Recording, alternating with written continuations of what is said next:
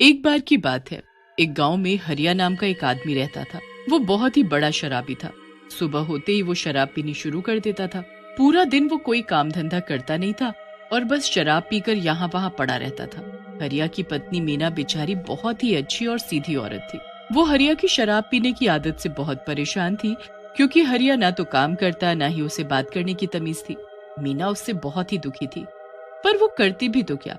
उसका इस दुनिया में हरिया के अलावा कोई था भी तो नहीं। एक दिन की बात है, जब मीना खाना बना रही होती है, पर उसे थोड़ी देर हो जाती है। अरे कहाँ मर गई मीना की बच्ची, इतनी देर से मैं भूखा हूँ। तू क्या मुझे भूखा मारना चाहती है? जी वो परसों होली है ना, तो मैं आज गुजिया बना रही थी, बस उसी में देर हो गई। पर मैं बस अभी खाना लेकर आई।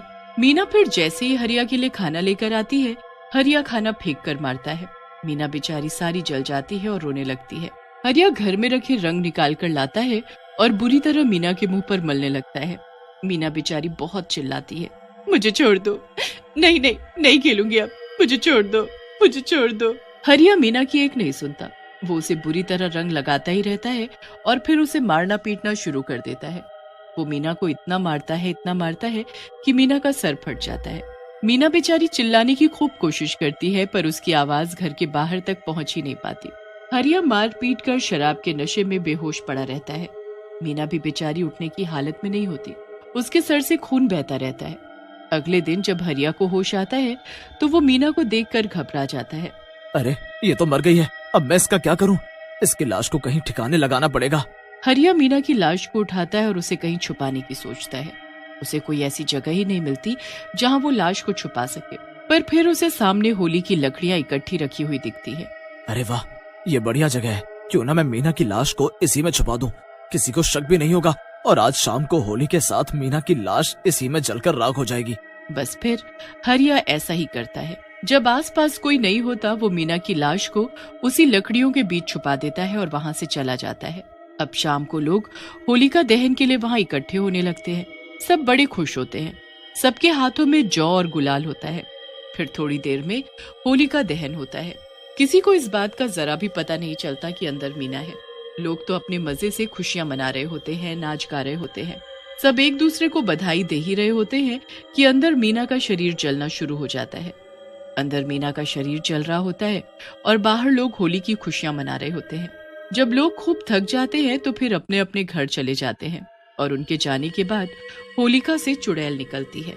मार डाला मुझे और मेरे मरने पर खुशियां मना रहे हो, अब मैं सबको मार डालूंगी, सबको।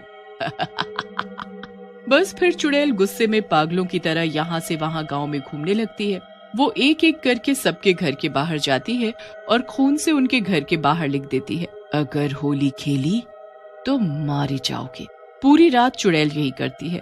हर एक घर के बाहर ऐसा ही लिख देती है और गांव में बाकी जगह पर भी यही सब लिख देती है। अगली सुबह जब लक्ष्मी भैंसों का चारा डालने के लिए उठती है, तो उसे अपनी दीवार पर बड़ा बड़ा लिखा कुछ दिखता है। वो पढ़कर बड़ी हैरान हो जाती है और पड़ोस से राजू को आवाज देती है। राजू भी उसे पढ़ने लगता है और बताता है कि उसके घर भी यही लिखा हुआ है। राजू और लक्ष्मी बात कर ही रहे होते हैं कि तभी वहाँ से जगिया गुजरता है। अरे क्या तुम्हारी दीवार पर भी यही लिखा है? तुम्हारी मतलब पूरे गांव में हल्ला हुआ पड़ा है, हर घर के बाहर यही लिखा है, और तो और पूरे गांव में हर जगह खून से यही लिखा हुआ है कि अगर होली खेली तो मारे जाओगे। क्या बेकार की बातें हैं, ये सब किसी का मजाक है और कुछ नहीं। ऐसे कैसे कोई किसी को मार देगा? मैं ये सब नहीं मानता। भाई जो भी हो, मैं तो इन सब से बहुत डरता हूँ। कहीं ये किसी ने जादू टोना तो नहीं किया। मैं तो नहीं खेलूंगा होली, मैं मरना नहीं चाहता। जगिया तो वहाँ से चला जाता है और राजू इस बात पर यकीन ही नहीं करता। गांव में हड़कंप मचा हुआ होता है। कुछ लोग इस बात को गंभीरता से लेते हैं तो कुछ मजाक उड़ाते हैं। जो लोग इस बात का मजाक उड़ा रहे होते हैं, चुड़ैल वहीं खड़ी उन्हें गुस्से से देख रही होती है। अच्छा, तुमको ये मजाक लग रहा है? ऐसा है तो होली खेल कर दिखाओ। जिसने आज होली खेली वो मारा जाएगा। उसके घर होगी फिर खून की होली।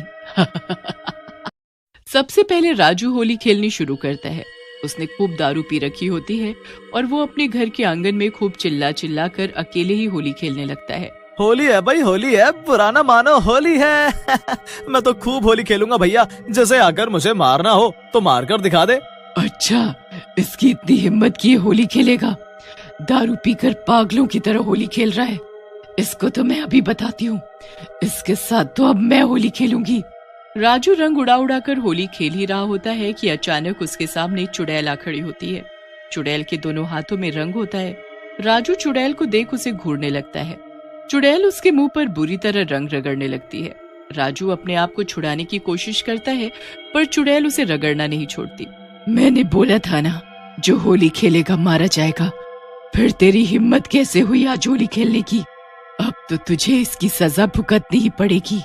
अब तू नहीं बच पाएगा। चुड़ैल खूब खुश होती है और राजू को इतना रगड़ रगड़ कर रंग लगाती है कि यह सांस ही नहीं ले पाता और मर जाता है। उसके बाद चुड़ैल खुश होकर वहां से चली जाती है और जो जो उसे होली खेलता देखता है वो उसको तब तक रंग लगाती है जब तक वो मर ना जाए। पूरे गांव में चुड़ैल जाने ऐसे कितने लोगों को मार डालती है। फिर जैसे ही चुड़ैल यहाँ वहाँ घूम रही होती है कि तभी उसे कुछ आवारा लड़के होली मनाते दिखते हैं और वो आती जाती लड़कियों को छेड़ रहे होते हैं। अब चुड़ैल गुस्से में वहाँ पहुँच जाती है। अच्छा, तो अब इनको भी होली सूझ रही है, इनको तो मैं अभी बताती हूँ। चुड़ैल के दोनों हाथों में रंग भरे होते हैं और वो चिल्लाते हुए उन लड़कों के पास जाती है। मैंने बोला था ना होली मत खेलो वरना मारे जाओगे, ये जरूर इस चुड़ैल का काम था। हाँ, वो मैंने ही लिखा था, पर तुम लोगों ने मेरी बातों को मजाक में लिया। अब तुम सब के सब मारे जाओगे। वो लड़के भागने की कोशिश करते हैं और चुड़ैल एक झटके से उन्हें जमीन पर पटक देती है। जो भी होली खेलेगा मुझसे बच नहीं पाएगा। तीनों लड़के हाथ जोड़कर चुड़ैल के आगे रोने लगते हैं, पर चुड़ैल उनकी एक नहीं सुनती। वो रंग लेकर तीनों के मुंह पर मलना शुरू कर देते हैं। तीनों लड़कों की हालत बहुत ही बुरी हो जाती है। वो चिल्लाने लगते हैं। धीरे धीरे वहाँ लोगों की भीड़ लगने लगती है। पूरे गांव में हल्ला हो जाता है कि चौक पर चुड़ैल है। सारा गांव वहाँ चुड़ैल को देखने इकट्ठा हो जाता है।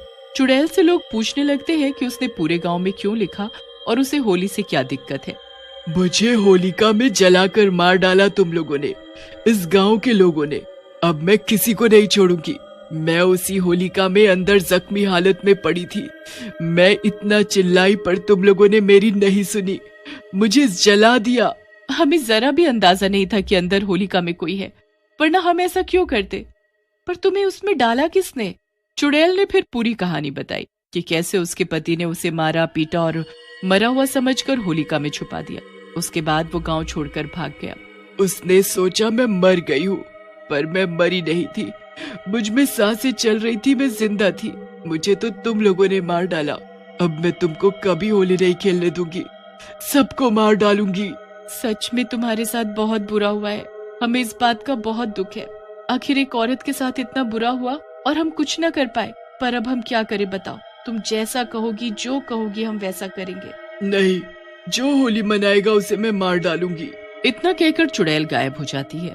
अब लोग परेशान हो जाते हैं कि क्या वो कभी होली नहीं खेल पाएंगे। पर फिर एक पंडित उनको उपाय बताता है। इस औरत की मौत इस होलिका में हमारे हाथों हुई है, अब इसको हमें ही मुक्ति दिलानी होगी। इस साल हमें होली नहीं खेलनी चाहिए क्योंकि हमारे गांव में हमारे हाथों एक मासूम औरत की जान गई है। हम खुशियां कैसे मना सकते हैं? पर अगले साल होलिका वाले दिन मैं इसका उपाय करूंगा, फिर सब ठीक हो जाएगा। बस फिर उस दिन कोई होली नहीं खेलता। पर अगले साल पंडित जी पहले उस चुड़ैल की आत्मा की शांति के लिए होलिका के पास बैठकर उसकी आत्मा शांति करते हैं, जहाँ पूरा गांव होता है। चुड़ैल की आत्मा फिर किसी को दुखी नहीं करती। हर साल लोग पहले जैसे होली मनाते हैं।